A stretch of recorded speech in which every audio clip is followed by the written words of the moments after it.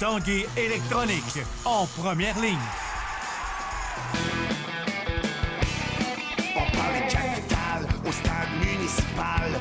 Pour les fans du junior, on parle des remparts. On manque pas une victoire du rouge et or. À l'esprit sportif, on aime le sport. Ici Carl Larouche, bienvenue à l'Esprit sportif. En ce lundi, nous ferons un retour sur le succès remporté par le championnat de Québec au Club La Tempête. Également sur cette belle victoire du Rouge et Or face au Caramel. Nous en parlerons avec Mathieu Leblanc. Mais d'abord, cette semaine, on parle tennis. C'est la Coupe Banque nationale qui débute aujourd'hui. On a de la grande visite, entre autres Venus Williams, qui est présentement sur le terrain. Elle s'est entraînée également hier et elle rencontrait la presse pour la première fois un peu plus tôt aujourd'hui.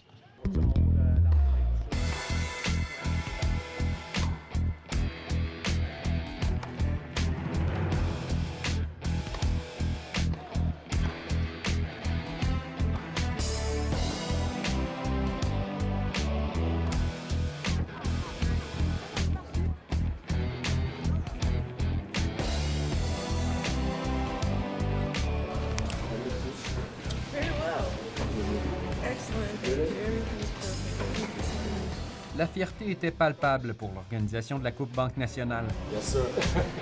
Venus Williams, la joueuse la plus titrée à participer au tournoi de Québec, a fait son entrée pour la première fois au petit de l'Université Laval.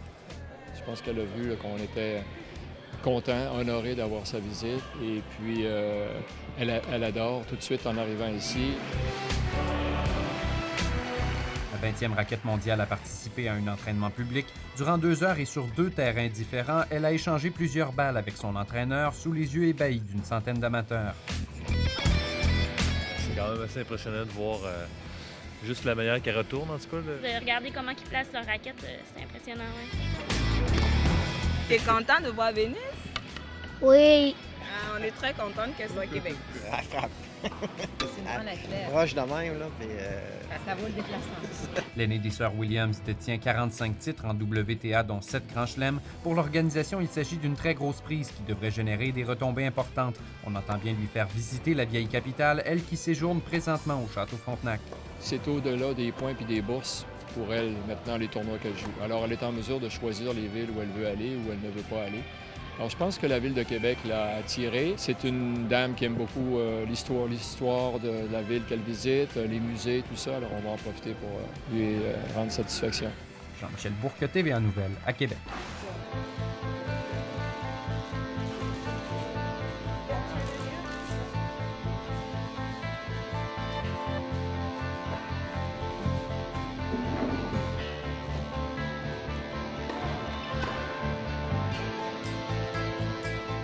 Is really special for my family because Serena, this was her first tennis event ever. So to come here and kind of have that experience that she had when she first started it's just a very special place. And we actually talk about this tournament often and you know what it was like for her to play and what she felt like, and we always just have a great moment when we talk about it.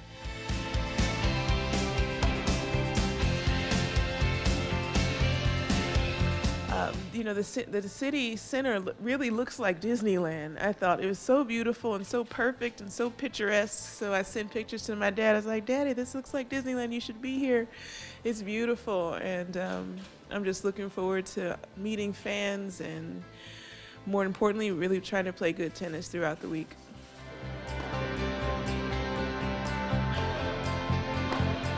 Court is nice. Really not a huge difference. I think sometimes the ball bounced a little lower and on the return maybe it's a little faster. But I found the court not too tough to adjust to, but also playing a match on a court. A new surface is different as well, so when the match starts I'll have to see what adjustments I have to make. I would say I had such a great experience in Montreal, and it was a wonderful time, and I would really love to continue those good times here and continue to win. And everyone was so welcoming in Montreal. It was really unexpected, so I'm looking forward to hopefully having the same energy here. Yeah, I think I'm definitely looking forward to the match, and she's played well. I think she played well in Montreal, and she seems, well, I've seen her, she has a lot of talent. I think she has a great future ahead of her, and I think just as long as she puts the work in and continues to believe in herself, then she can only go up and up and up. So that's definitely the future for her, and obviously the near future is our match, and it'll, hopefully be really well, competed, and obviously I would like to win, she would like to win, so one of us will win, and we'll go from there. Venus Williams, rappelons-le, qui disputera son premier match mardi soir face à la Québécoise Françoise Abanda. Après la pause, on parle tennis et du championnat de Québec. On revient dans 3 minutes 30.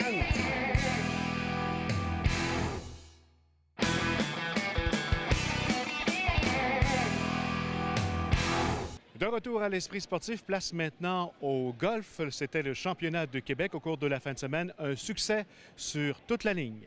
Le trophée à notre gagnant, Wes Short Jr. Pourra-t-il rejoindre Dunlap avec ce roulé?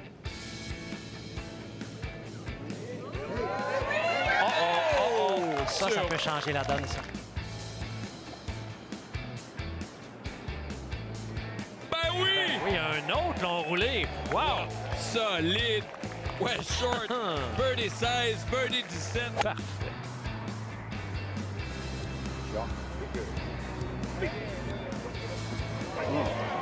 On est exactement à la bonne place. Oui! Confirmé! 29 sur le 9 de retour. Victoire West Short. Pour la toute première fois de sa carrière, Wes Short soulève un trophée sur le circuit des champions. Oui, il s'agit de sa toute première victoire en carrière sur le circuit senior grâce à une dernière ronde extraordinaire, une carte de 64, ce qui égale d'ailleurs le record du parcours ici au Club La Tempête. 29 sur le 9 de retour. Il ne pouvait demander mieux. It feels great. I put a lot of time and effort into the last couple of years, and to see it kind of pay off, it's great.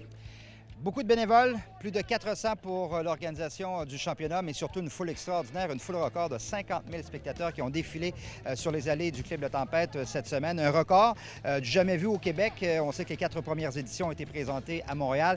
Reste maintenant à savoir si le tournoi reviendra ici à Québec en 2015. Les négociations sont en cours. C'est difficile à dire là, si ça revient, mais moi, je constate qu'on a eu une excellente semaine. On a eu, dès le début, un partenariat superbe là, avec La Tempête. Là. Je suis certain que tous les joueurs adorent la ville de Québec. C'est une ville idéale pour tenir un événement du Champions Tour. La grosseur de ville, c'est parfait. Les infrastructures ici à La Tempête sont idéales. Nous, ce qu'on veut faire avec le Tour, c'est de regarder la rotation des tournois puis voir est-ce que ça vaut mieux de changer la date pour pouvoir acquérir d'autres joueurs. Mais je suis tellement satisfait là, de comment tout a bien été à La Tempête. Une décision finale à ce sujet sera prise au plus tôt en décembre prochain, au plus tard en janvier. Stéphane Turcot, TVA Sport, à Lévis.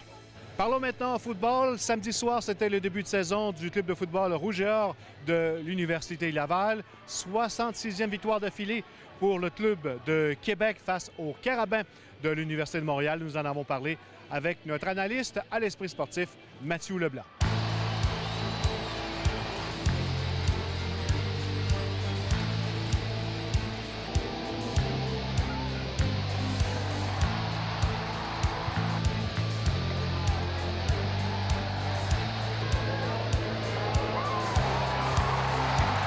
Mathieu Leblanc, bienvenue à nouveau à une autre saison de l'Esprit sportif, parler du Rouge et Or, et ça a débuté sur le bon pied samedi soir. Surpris du résultat du match? Surpris quand même. Honnêtement, dans la tournure des événements, je pensais que les Carabins allaient rivaliser davantage avec le Rouge et Or. Chose qu'ils ont fait pour le premier quart. Je pense que ça a mis un peu le Rouge et Or sur les talons initialement, et notamment les 17 000 quelques spectateurs. Toutefois, le rouleau compresseur a embarqué par la suite. Puis le Rouge et Or a pris son envol, puis le positionnement et les rectifications sont apportés rapidement. Tous les yeux étaient tournés vers cette recrue au poste de quart arrière, Hugo Richard. Il a joué comme un vétéran. Impressionnant. Je pense pas qu'on a tant vu des joueurs embarquer sur le terrain, fouler le terrain comme joueur recru et avoir une importance ou un impact dans le match comme il l'a fait. Hugo Richard, au-dessus de 74 d'efficacité passe et efficacité au niveau de ses complétions. Je pense que c'est un exploit en soi pour un jeune joueur de la sorte, pas trop loin du record de Mathieu Bertrand également de 2003. Donc, tous ces facteurs-là font qu'on va se poser la question éventuelle avec la guerre et la chaude lutte entre les deux carrières avec Alex Skinner lors de son retour. Mais néanmoins, un jeune carrière qui a gardé son calme, son sang-froid, puis qui a démontré à la foule, mais notamment à son équipe, qu'il était prêt pour affronter les Carabins. La défensive, qui est souvent, on va dire, c'est celle qui gagne les championnats. C'est celle par le passé qui l'a fait. Malgré le joueur offensif que j'étais, il faut que je rende à César ce qui lui revient. La défensive a toujours bien fait. Toutefois, pour la première fois, le jeu aérien, en début de saison, a quand même marqué des points importants et des verges notamment. Lorsqu'on lance pour au-dessus de 300 verges, 350 verges dans un match de football, c'est quand même tout un exploit. Ce qui a été fait. Et donc, en début de saison, c'est un exploit en soi. Puis en même temps, on a voulu marquer des points un peu particuliers. En fin de rencontre, on fait un placement en deuxième essai. Fin de botter avec Boris Bédé pour le jeu truqué. Donc, on veut vraiment jouer l'écart point pour, point contre, en sachant qu'on va affronter les Carabins en fin de calendrier également.